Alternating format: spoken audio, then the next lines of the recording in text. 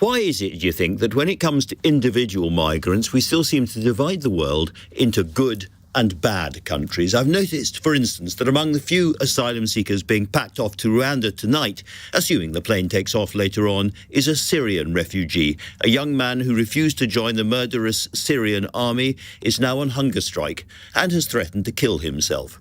Meanwhile, as 5 years on, we remember the horrific Grenfell fire, which killed 72 people in a London tower block containing more than its fair share of migrants, the first named victim was a Syrian refugee, Mohammed al-Hajid Ali. If you want to get on in this life, my advice is don't get yourself born in Syria.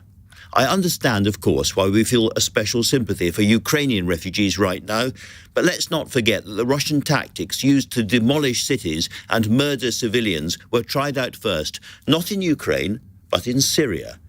Anyway, the first reports were that the flight is likely to set off from RAF Boscombe near Salisbury. On that flight, I'm told there will be 2 married men, one with a son in Carlisle.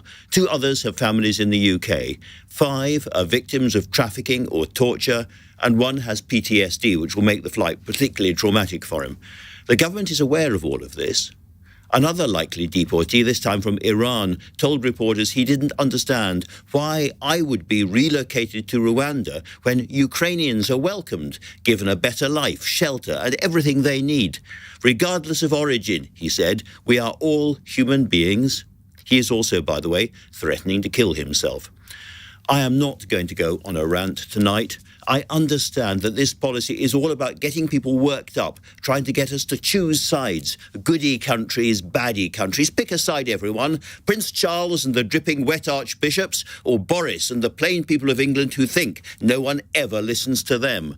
Tonight, Boris Johnson has hinted that Britain will pull out of the European Convention of Human Rights to stop appeals against the deportations.